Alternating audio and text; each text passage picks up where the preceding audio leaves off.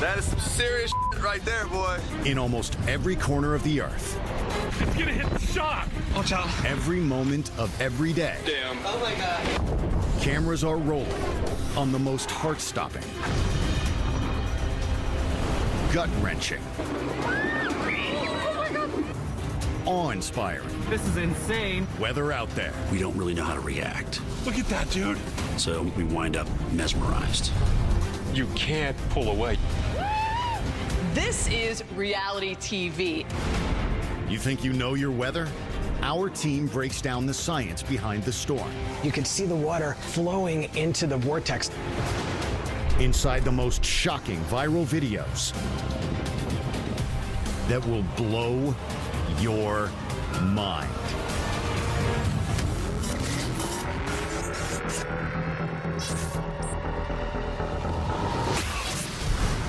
From beautiful beaches to majestic mountains and scintillating cities, the world is full of amazing vacation destinations.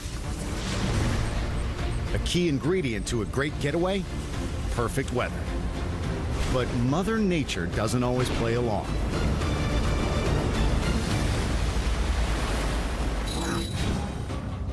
Off the coast of Norway lies a tumultuous 12-mile stretch of sea known as Hustadvika.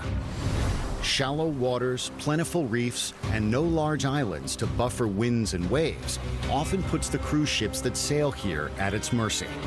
This is a notorious stretch of treacherous water known for its fierce weather and shipwrecks. On Saturday, March 23, 2019, the Viking Sky cruise ship, carrying nearly 1,400 passengers, heads south on this stretch from Tromsø towards Stavanger. But smooth sailing quickly turns into rough seas as stormy weather rolls in. You okay? Yeah. Making matters worse, low oil levels cause the ship's engines to fail. There's no way for them to steer the ship back and forth, and they are headed right for the coast, right for the rocks. When you have no engines, no propulsion at all, you're at the mercy of the sea. And so basically, wherever the sea wants to move you to, it will. Wind gusts reach 54 miles per hour, driving waves over 26 feet high. It's the winds that create the waves. And some of these waves now are first rocking the boat, but also crashing into the boat. So people at this point don't really know what to do, and then boom, the ceiling just starts falling on these people. These huge planters are shifting back and forth. That could take you out. This is a really dangerous situation. Only 300 feet away from a coastline of massive underwater rocks, the crew throws down anchors just in time to avoid a fatal collision. But the ship lists dangerously and begins to take on water. It's not getting better, it's getting worse. What are we gonna do? The ship is starting to take on water, furniture is flying everywhere. They've asked us to put on our life jackets. Like, are we going to survive? The best chance for survival is to evacuate the ship, but conditions are too turbulent to use the lifeboats. More than 1,300 are on board this cruise ship, so they bring in the helicopters and get as many people lifted off that ship as possible. They can only rescue 4 or 5 people at once on this helicopter, so they have to go back and forth between the shore and the ship in this heavy wind. The high-stakes mission goes into the following day, with rescuers managing to evacuate a total of 464 passengers. So these passengers have quite the story to tell. I mean, especially if you were one of those that had to be airlifted off the boat. There were about 20 people that got injured, but it could have been so much worse. Having steered clear of a disastrous outcome, the remaining passengers and crew stay safely on board, while tugboats safely tow the ship into the port city of Molde.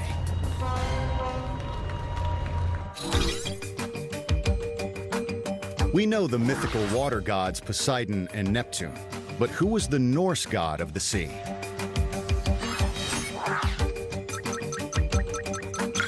Aegir is a sea giant who personifies the power of the ocean. His wife Ran and their 9 daughters reflect the characteristics of the waves. Sailing a ship off Norway is no easy feat, and neither is landing a plane in Gibraltar. It's as though the plane is waving at the city. On February 25th, 2019, an Airbus A320 flying from London Heathrow makes an attempt to land in Gibraltar, a tiny strip of land in the Mediterranean Sea, dominated by a massive limestone rock. You got the vomit comet here. You're seeing the ground, then you're seeing the sky, then you're seeing the ground. You couldn't have me pay a single penny to be on that plane. I'd be filling up my bag, my passenger friend's bag. Are you getting sick? I'm getting sick. For planes landing in Gibraltar, turbulence is often the norm due to low-level winds colliding with the massive rock. Think about a rock or a stick in a river. That water can't go through the stick. It has to go around and creates this little whirl on the other side of the obstacle. It can really create these waves or rotors into the atmosphere, which can be really catastrophic, unfortunately, for pilots. Luckily, the plane's autopilot serves as a reliable backup. When you watch this plane's maneuvers, you might be thinking, oh my gosh, that plane's out of control. But actually what it's doing is trying to compensate for the turbulence. It's actually doing what it needs to do to continue to fly. But that's not necessarily reassuring for passengers who have no idea if they're in real danger. When you're this high up, chances are the plane's going to be totally fine. But if that same wind shear and same kind of turbulent eddy is there right next to the ground, totally different scenario. The pilot executes a go-around in a second attempt to land. But the plane is simply no match for the winds, so the pilot aborts the landing. These planes can actually withstand these winds. It's just not a fun ride at all. It's one thing to be jostled around like that at a few hundred or a few thousand feet in altitude. You try doing that near the runway and it's a recipe for disaster. The right call to divert to another airport. From the sunny rock of Gibraltar to the glaciers of Iceland, where tourists line up to witness a different kind of magnificence, a major calving event. People actually pay to do these tours. They go up there, they want to check it out, they want a show. Well, this particular day, they got quite the show.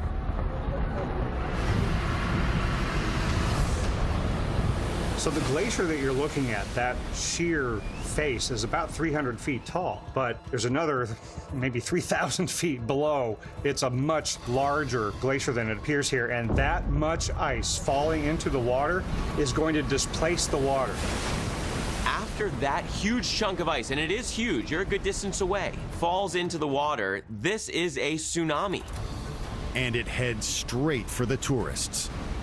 Some people are like, oh, it's not going to hit us. And then all of a sudden, like, oh, it is going to hit us. And they start running. I mean, they are hauling to try to escape this. If the water overcomes any of those people, they're going to be thrown onto very rocky ground, and you hit your head on that, you're not going to survive.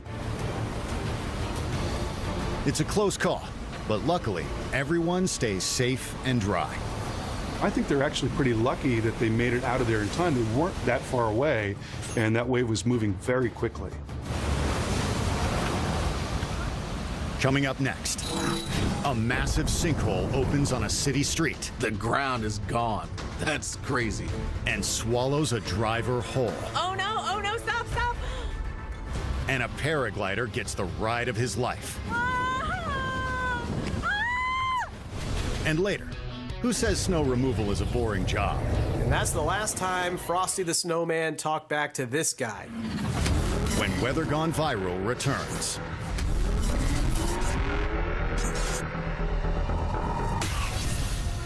Some of the most beautiful but dangerous roads on the planet wind through the scenic mountains of Tibet. You've got these thin, narrow roads. You know, you've got dangerous, hairpin turns, landslides, avalanches. When you get big rain events, for example, you can have big rock falls. Like this one on October 3rd, 2018. Look at that, out of nowhere, just this massive boulder. And did you see the size of it? They're the size of an SUV, and they're coming at like 60, 70 miles an hour. That tree that it hits after the car, it's just like a matchstick. I mean, it just completely obliterates it, cuts it in half. The boulder smashes the hood, but had the SUV arrived just a moment sooner, and it would have come through the front windshield, and it would have seriously injured, if not killed, the driver of that vehicle. A fraction of a mile per hour faster or slower for these cars, and things could have been completely different. Miraculously, all passengers walk away unharmed. Crazy, crazy timing. Time to test your atmospheric knowledge. What type of weather conditions cause the most car accidents? Most weather-related crashes happen on wet pavement after rainfall. More accidents happen when there's just a little bit of rain or wet roads than when you're in a heavy downpour. When you're in a heavy downpour, everybody's like, oh, this is scary, I can hardly see, the roads are totally wet, they're being cautious. But when the rain ends and the roads are still wet, oh, I'm fine, I'm just gonna go. And that's when people get into trouble. Like this driver in Kolomyia, Ukraine. Oh! That dude literally flies out the window and gets up and runs away.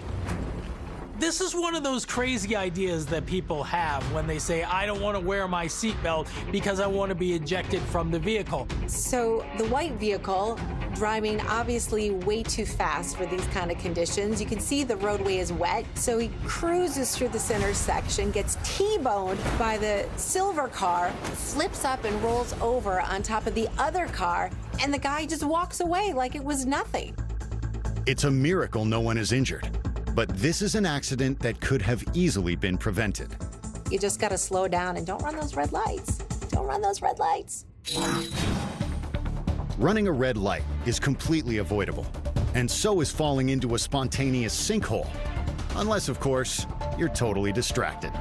Sinkholes are common where the ground is rich and abundant in limestone, but what can happen if you get a high rainfall event, a water main break, and that water has to go somewhere. So over time, it removes the ground underneath, and we get this hole.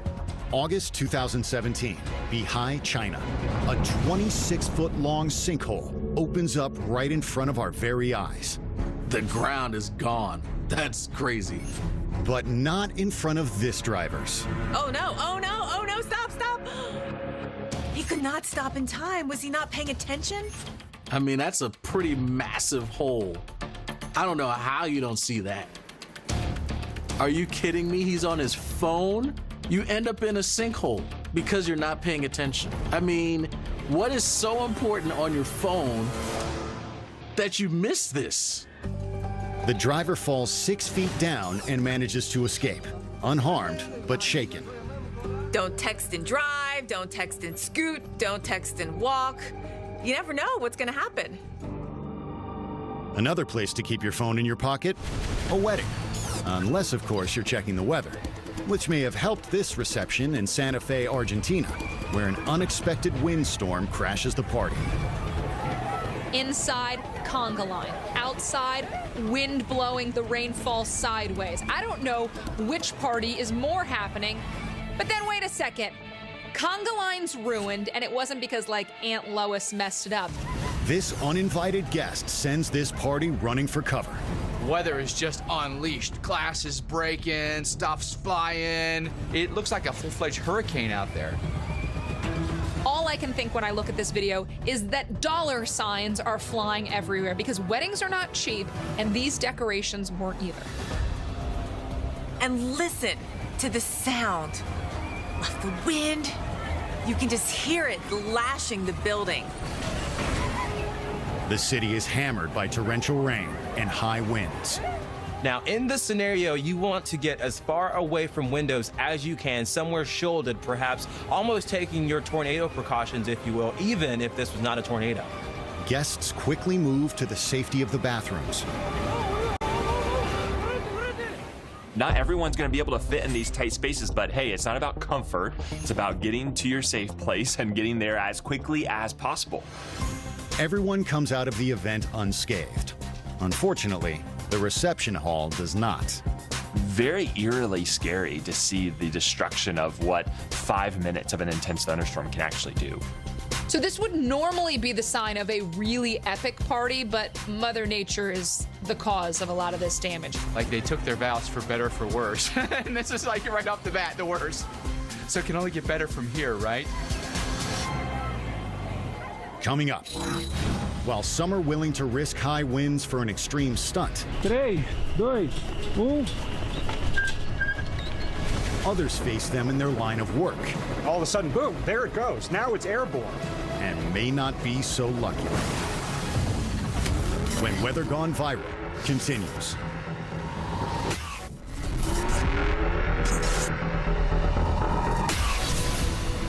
Powerful storm surge and giant waves typically send us running for higher ground. But for these thrill seekers in a bay near Rabat, Morocco, rough water is an irresistible draw. These are some big waves. You can see the rise and the fall of that water. And so that guy goes, oh, what shouldn't I do but jump in? This is just all kinds of wrong. You can't control where that water is going to take you. Another wave could come in, could crash you up against these big rocks. You could go under.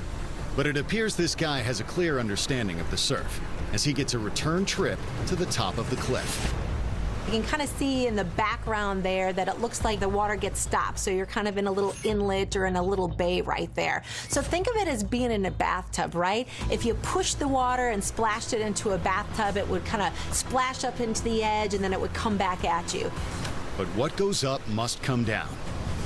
Every wave is not the perfect elevator ride. I'm holding my breath just watching this. How is he going to survive this? He rides one wave. Nope, that's not the wave. Then here comes another wave. Nope, not that one either. The diver waits it out, and the waves finally push him back up. This incident doesn't deter him at all, and he jumps right back in. He's like, I'm gonna do it again. That was fun. But soon, all three of them are struggling in the water. I think the guy who's shooting this is the smartest guy in this bunch, and they should follow his lead and just watch it from a safe place. After several minutes of fighting the pounding surf, a giant wave shows them some mercy. Judging by their dives, they're pretty skilled, but I have to say luck was really on their side too. I would have like thrown in a rubber ducky and then maybe like picked it up when it got to the surface. I feel like that's safer. Don't try this at home, friends. Don't do this at home. From sea to sky, weather can provide the wildest of rides. July 24th, 2018, in Sao Paulo, Brazil, world record aerialist Luigi Canni prepares for a stunt that's never been done before. I know he holds 11 world records for aerial stunts, but I think this is one of the craziest. He is going to ride a bicycle from one hot air balloon to another, 30 feet apart, thousands of feet in the air. Who wouldn't want to be up a couple thousand feet and ride a bike between a couple of balloons? I mean, it's not like the weather could go wrong. A wrong gust of wind at the wrong time, even hitting one balloon, not the other, can send him going I don't know how many hundreds, if not thousands of feet down to the ground. Which is what the team is trying to avoid by climbing higher, after turbulence sends the two balloons spinning. Certainly there's a lot more stability, but there's always those uncertainties. Think about when you're flying and you have clear air turbulence. A lot of unknowns once you get higher up in the atmosphere. Finally, at 5,500 feet, they decide to go for it. 3, 2, 1. I think you can feel the nervousness in his legs. You can kind of see him shaking a little bit. Fearlessness, focus, and luckily no turbulence pays off. Yay, he made it. All good. Everybody's safe. Luckily, he's got a parachute, which can save him, but still, that is very scary and very terrifying. But Luigi isn't quite done. Is this another one? Is this like a second try?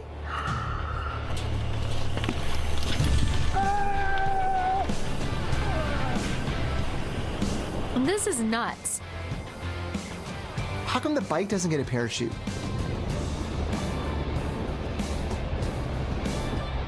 So let's hope that bike lands in the farmland somewhere. The bike does not get a parachute, but it does land in an open field and is honorably retired. True or false? It's possible to steer the direction of a hot air balloon. Technically, there is no way to steer a hot air balloon, but you can increase its horizontal speed. Wind speed increases as you get higher in the atmosphere. So to control horizontal speed, pilots shift their altitude up or down. Up next, a rare electrifying show lights up the skies over California. This is amazing and stunning. And later, what not to do on your morning commute. The good news is she wasn't texting and driving. When Weather Gone Viral returns. Toby, where?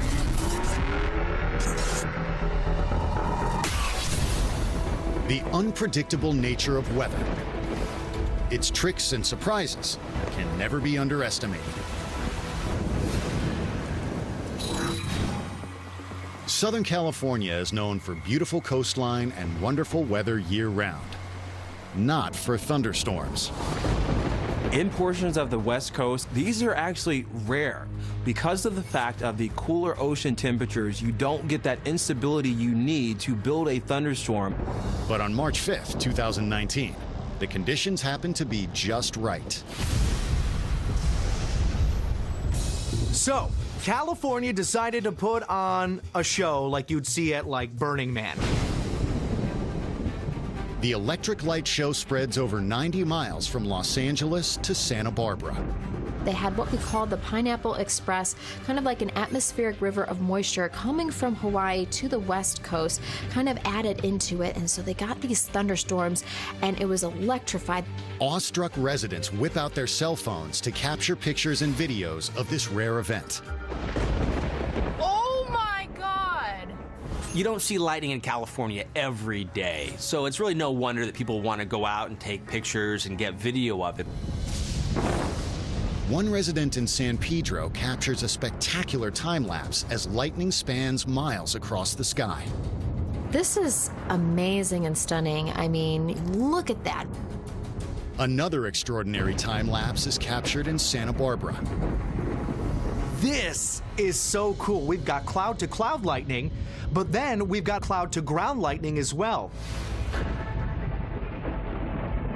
You can see all the little hairline lightning bolts that are coming off the main charge. And one resident gets a jaw-dropping view over Los Angeles. You get a look at the whole city, and then you just see that lightning. And at times, it's like constant, one after another, after another, after another. While the images are stunning, those capturing them are unwittingly putting themselves in harm's way. We've got a lot of sporadic lightning trying to find its way to the ground the fastest way possible. It could be your car. It could be you. It could be the tree right next to you. If you're close enough to see it, you are close enough to be struck by it. The electrifying storm lasts 2 hours, and close to 1,500 lightning strikes are recorded off the coast of Southern California. That's something you would typically see maybe on a good day in Florida. However, to see this in California, you know the atmosphere was potent, was very volatile at this time. Wild stuff? Glad nobody was injured? Stay indoors. Let's test your weather knowledge. What is the Guinness World Record for the number of times one person has been struck by lightning?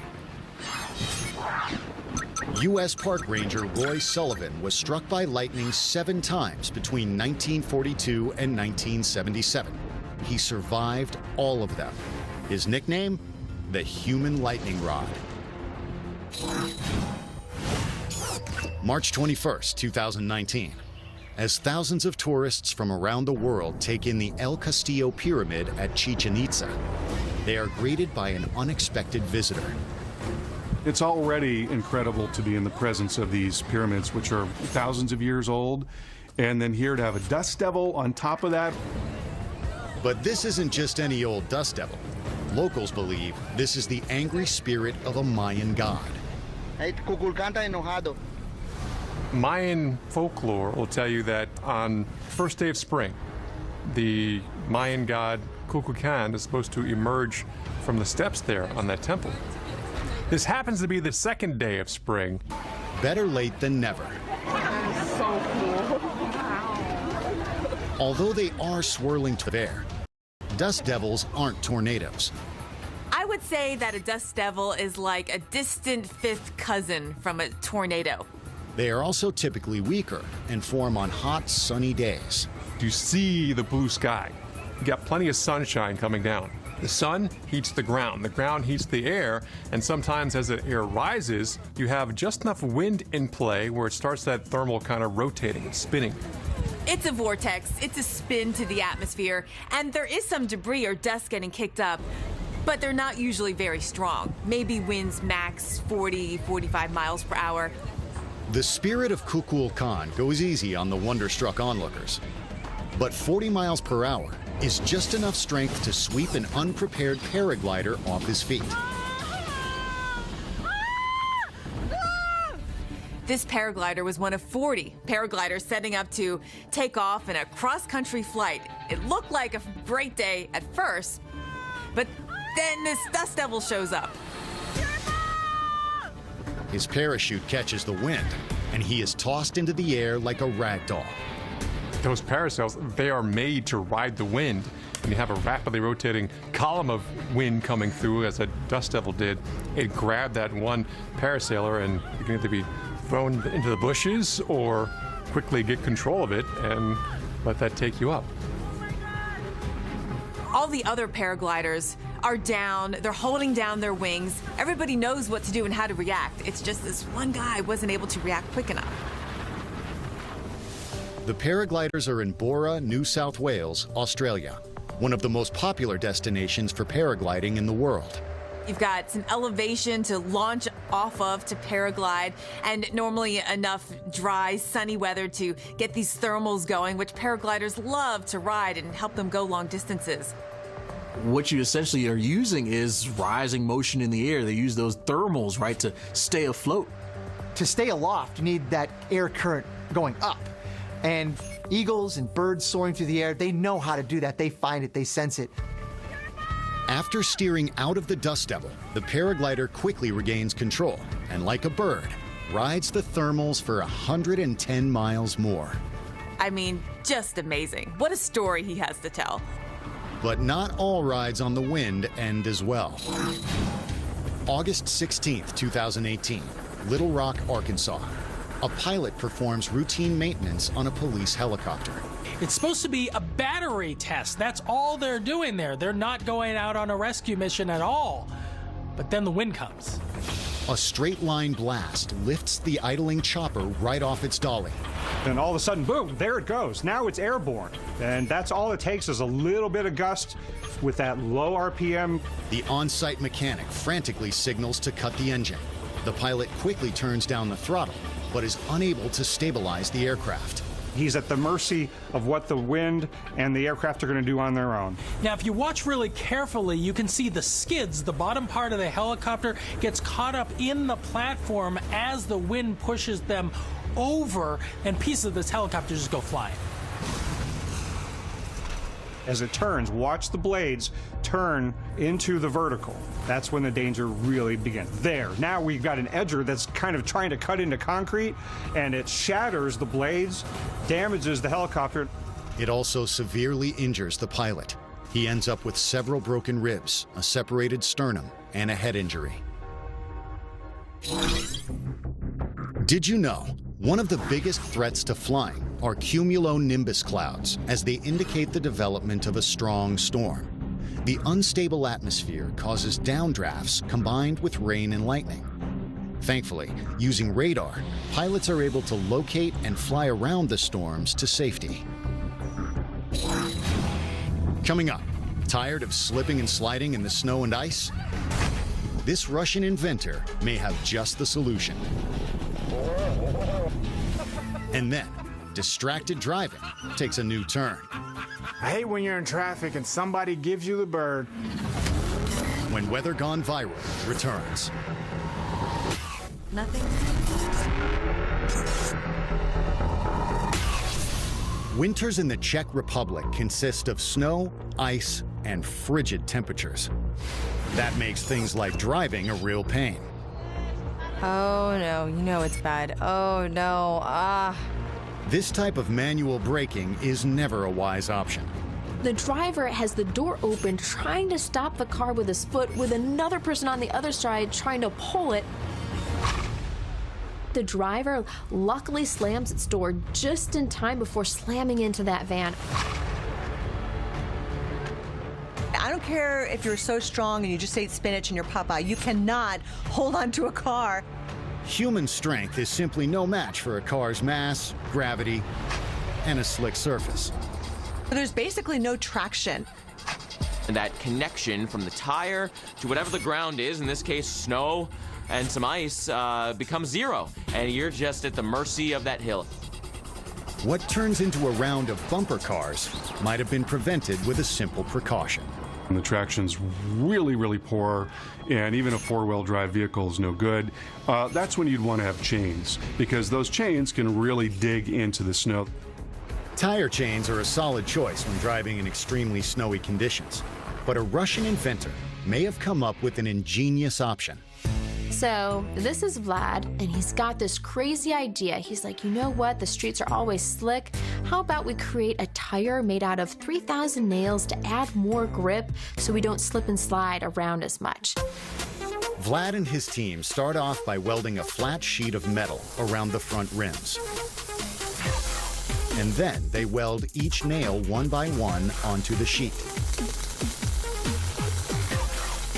It's actually a pretty clever idea if it works. Once his nail tires are ready, it's time to take them for a test drive. We're driving slow, things are going good. At least it's sustaining the weight of the car, and it has pretty good traction. Until he puts it to the real test.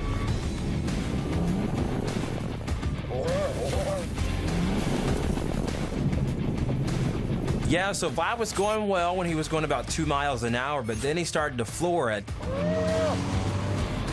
Vlad gives the car some throttle and navigates some shallow turns.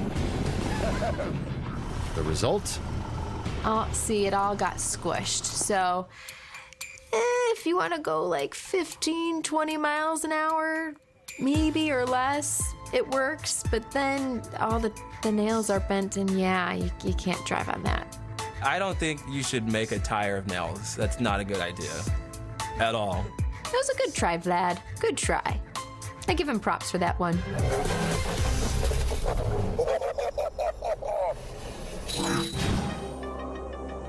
In a place riddled with snow and ice, the simplest of tasks can be challenging.